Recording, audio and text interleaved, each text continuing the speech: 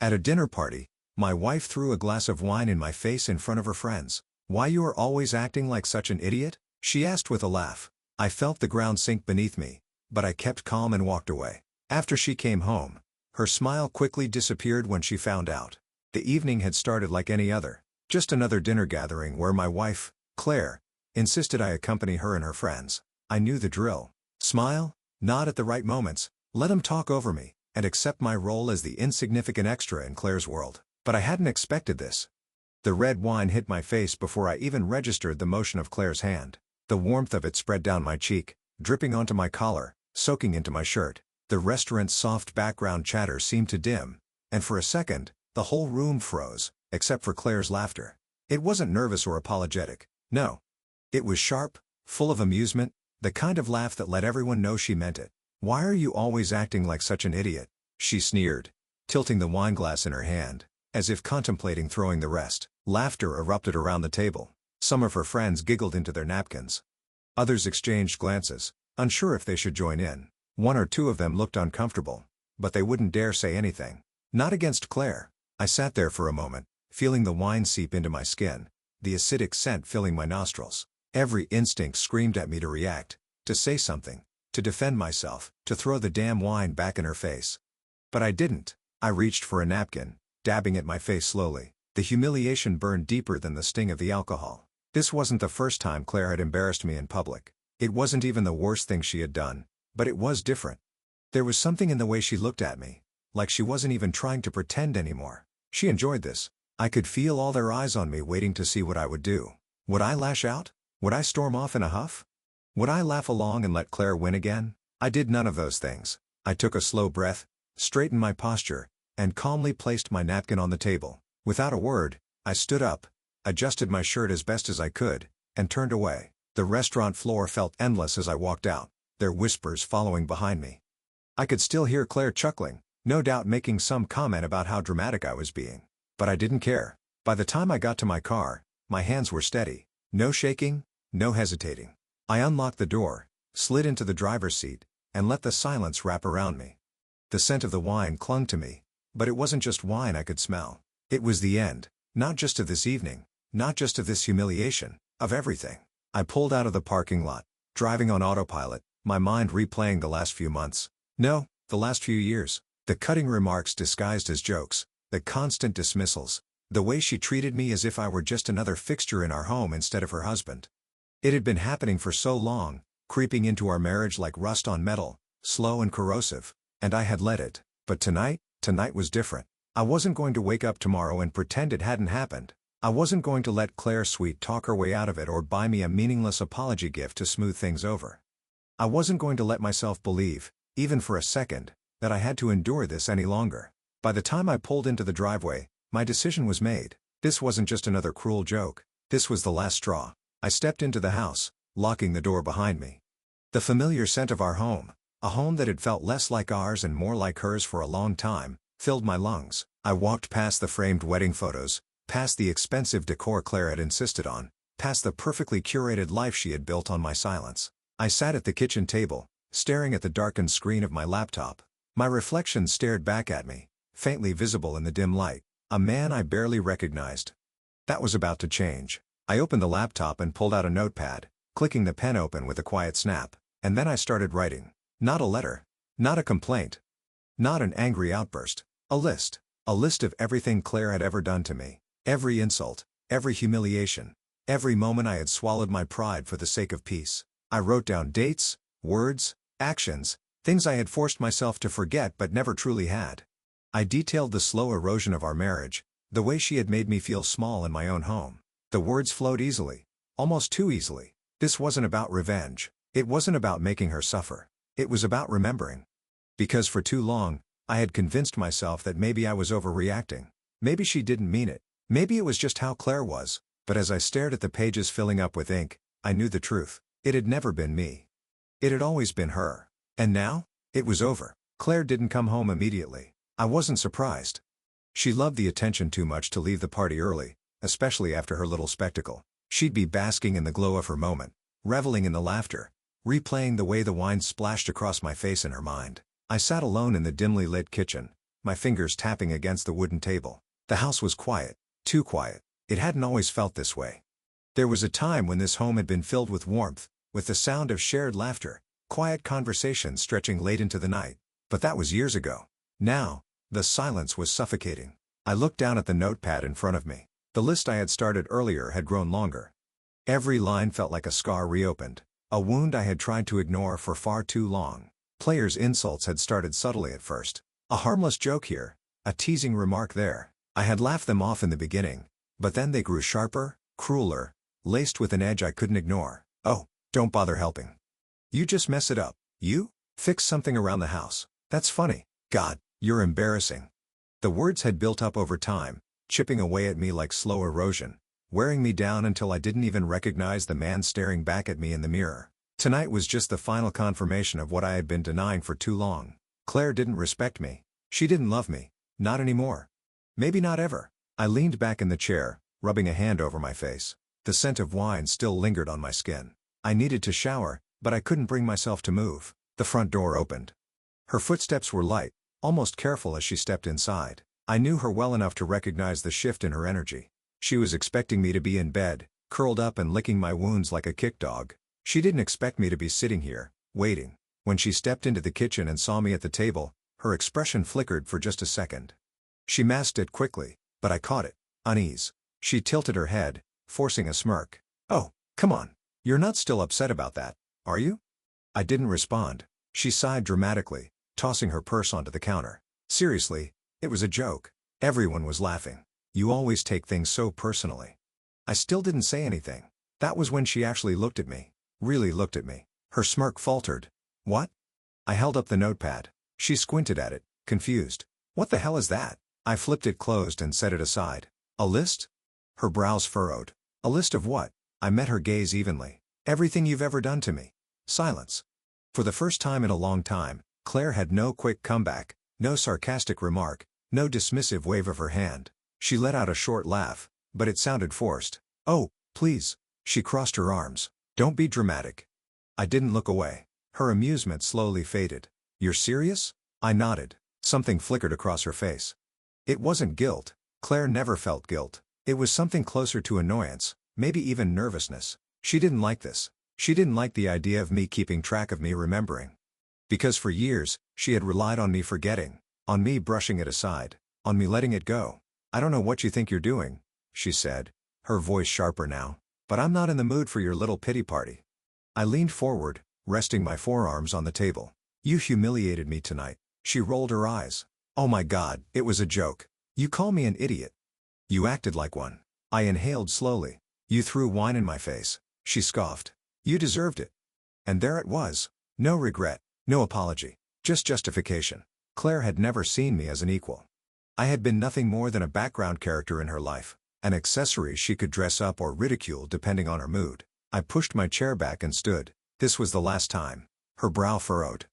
What? This was the last time you'll ever get to humiliate me. She let out a laugh, but there was an edge of unease behind it. Oh, please, what are you going to do? Run away? Go cry somewhere. I smiled, but it wasn't the kind she was used to. No, I'm going to make sure you never do this to me again.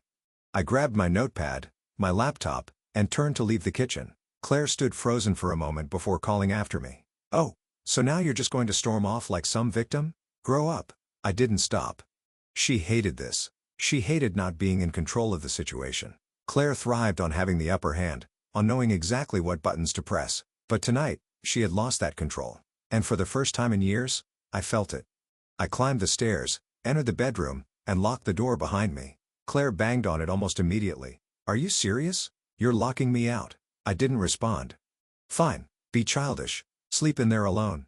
Her footsteps stormed away, and I heard her grab a pillow and blanket from the hall closet. She would sleep in the guest room tonight, fuming.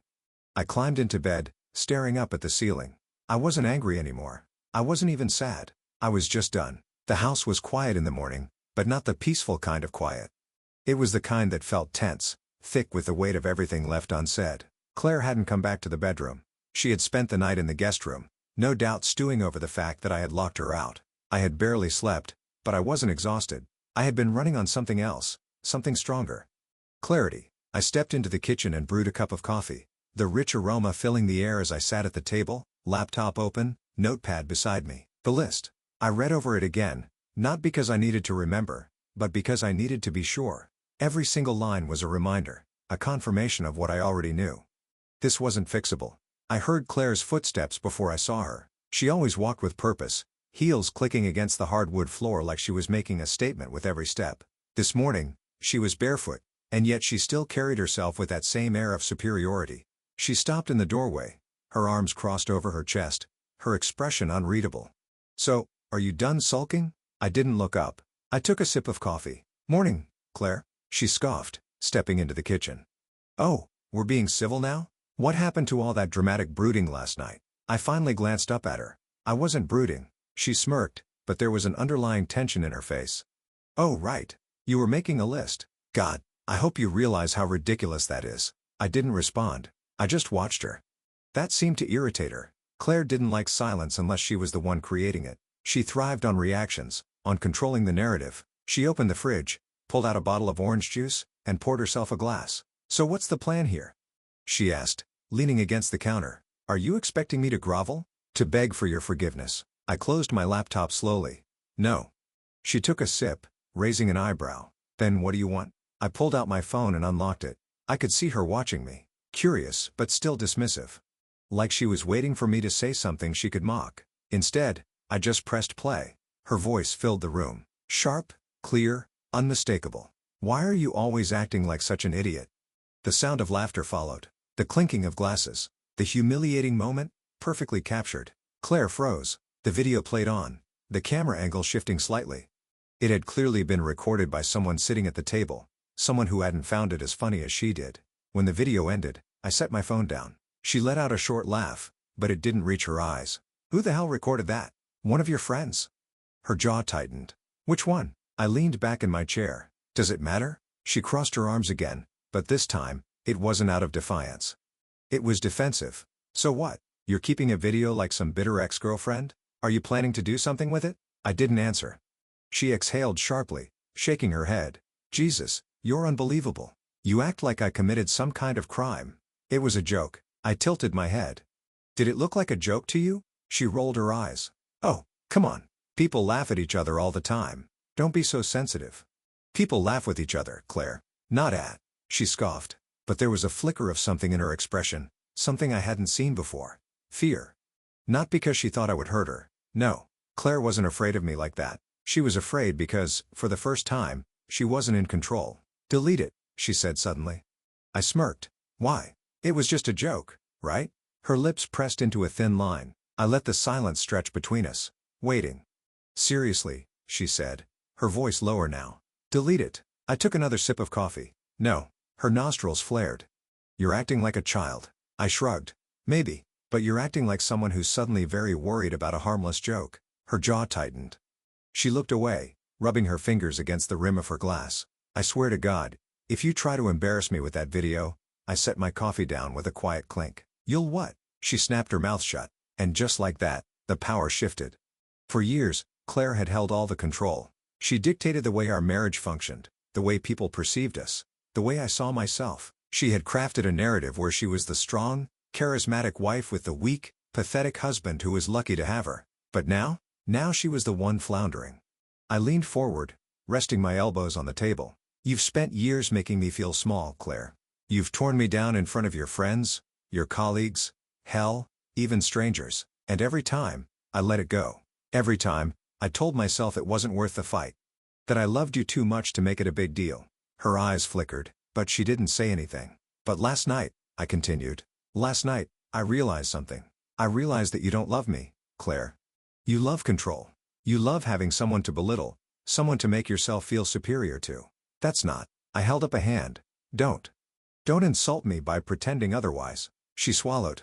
I sat back again, watching her carefully. "I'm not going to post the video if that's what you're worried about. I'm not petty, but I am done pretending." She hesitated. What does that mean?" I exhaled slowly. "It means things are going to change." Claire wasn't used to this. She wasn't used to me standing my ground, to me refusing to play along. She tried to mask her unease with indifference, but I saw right through it. "Fine," she muttered, pushing off the counter. "You want to play this little game? Be my guest." She turned on her heel and stalked out of the kitchen. I didn't stop her. I didn't need to. Because for the first time in our marriage, Claire was the one walking away uncertain. Claire stormed up the stairs, her footsteps heavy, each one laced with frustration.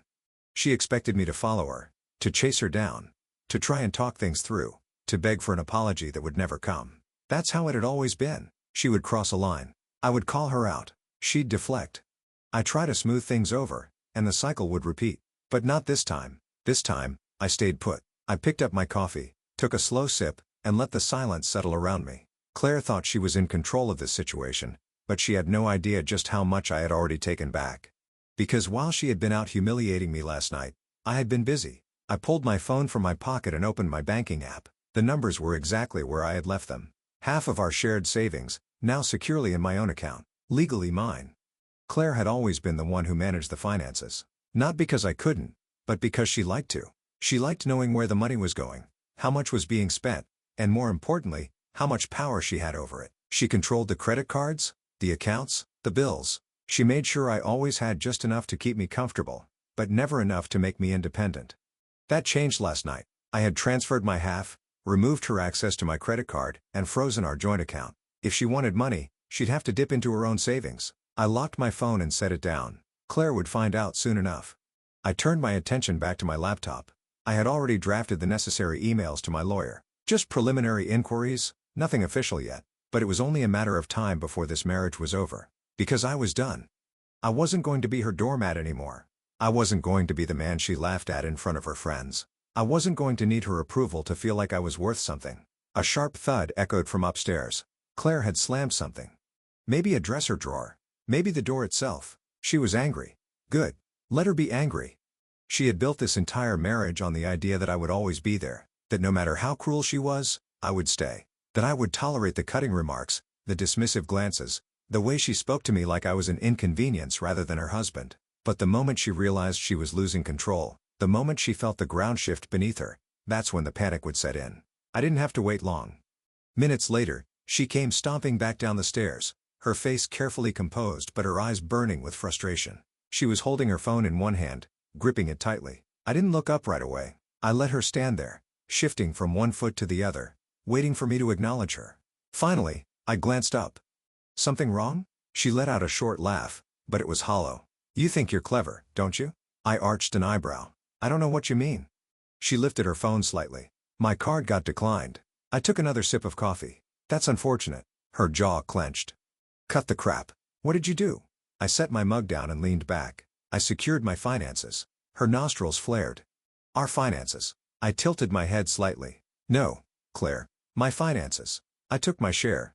The rest is still there for you. She scoffed, running a hand through her hair. You think you can just do that? Just take half of our money like you're entitled to it. I exhaled slowly, letting my fingers drum against the table.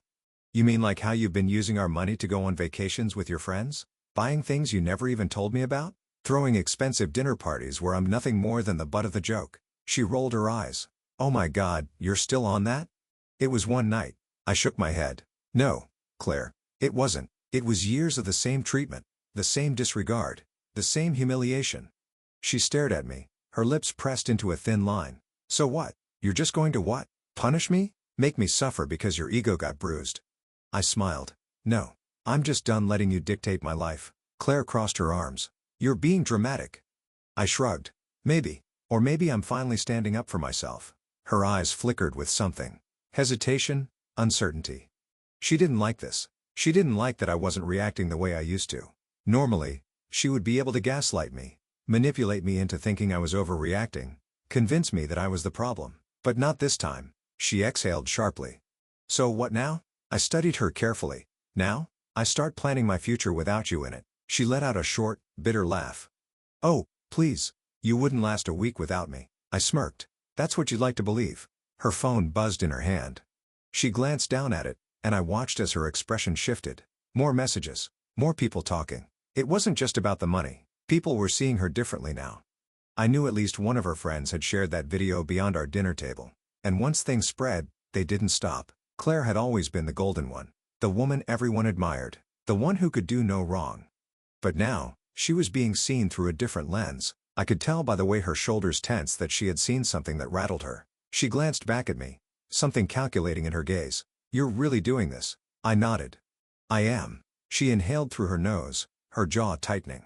I could see the wheels turning in her mind, the desperate attempt to figure out her next move. But the thing was, she had already lost. She just didn't know it yet.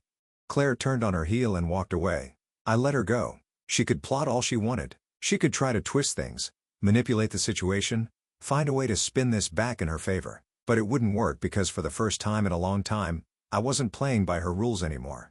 The next morning, Claire acted as if nothing had happened. I expected this. It was part of her strategy. Pretend the problem didn't exist until she could figure out a way to twist it back in her favor. She sat at the breakfast bar, sipping her coffee, scrolling through her phone, looking as composed as ever.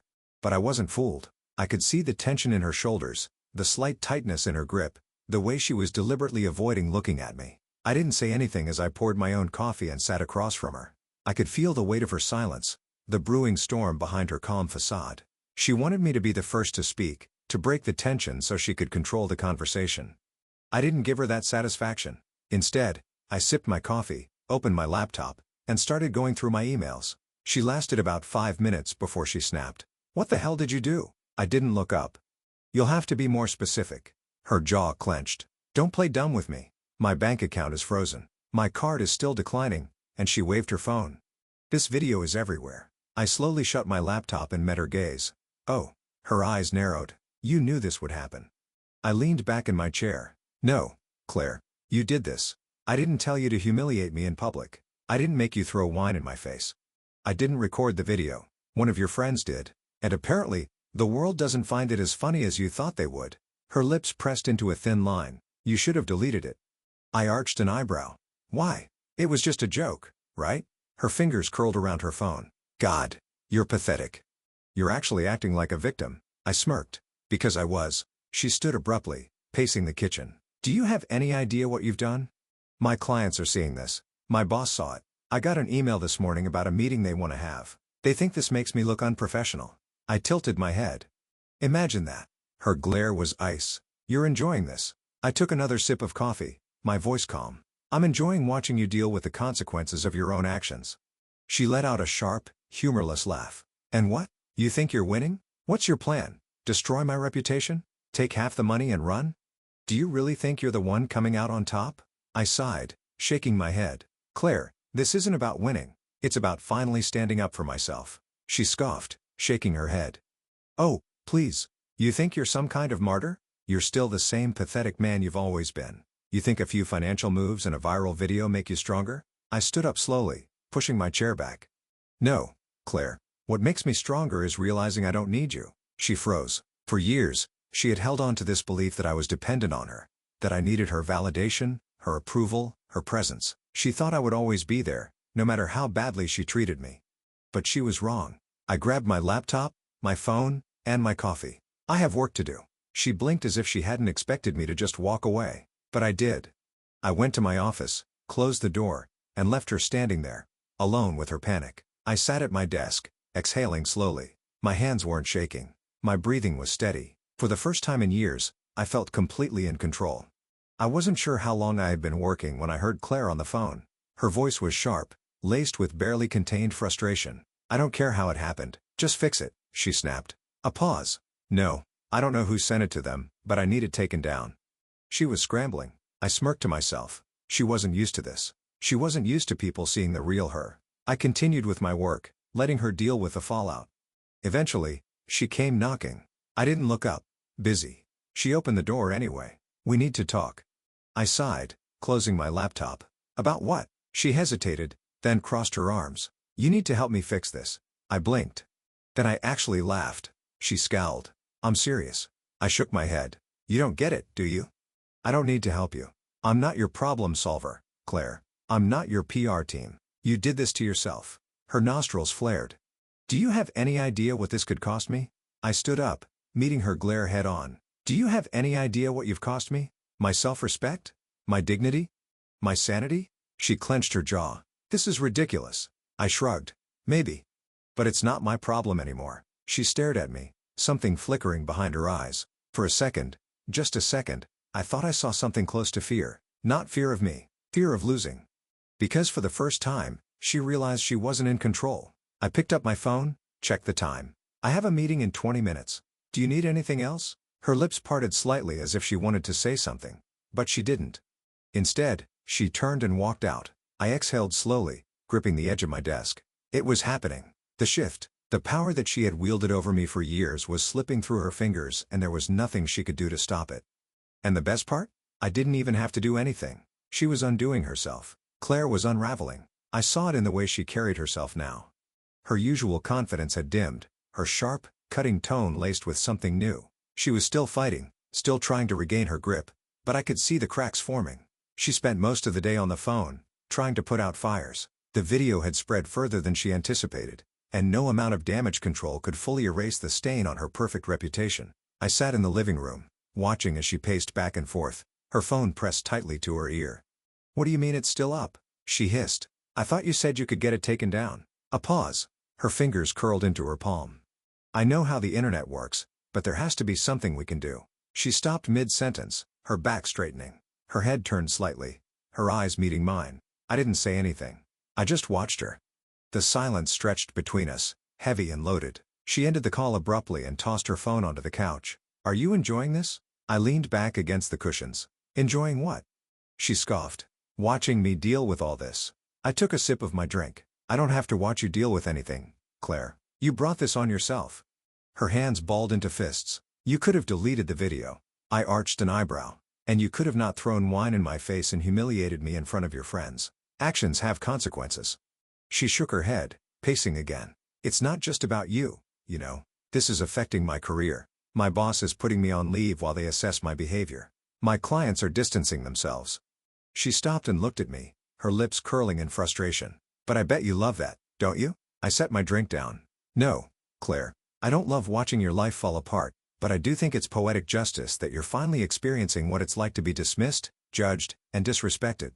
Her nostrils flared. "This is so typical of you. Playing the victim, pretending like you were some helpless little puppy in our marriage. I took care of everything. I built this life into you. You controlled everything." I interrupted, my voice even. "You dictated every decision, every expense, every move we made. You never saw me as an equal, Claire. You saw me as an accessory." She opened her mouth to argue but stopped because she knew I was right. Her jaw tightened. But she didn't deny it. Instead, she folded her arms and exhaled sharply. "So what now? You just punish me." I shook my head. "I'm not punishing you, Claire. I'm just done letting you punish me." Her lips parted slightly as if she wanted to say something, but she hesitated. That hesitation was new. Claire never hesitated. She always had an answer. Always had a counterattack. But now, she was losing, and she knew it. She turned away from me, grabbing her phone again, scrolling furiously as if looking for some last shred of control. I let her because at this point, nothing she did could change what was coming.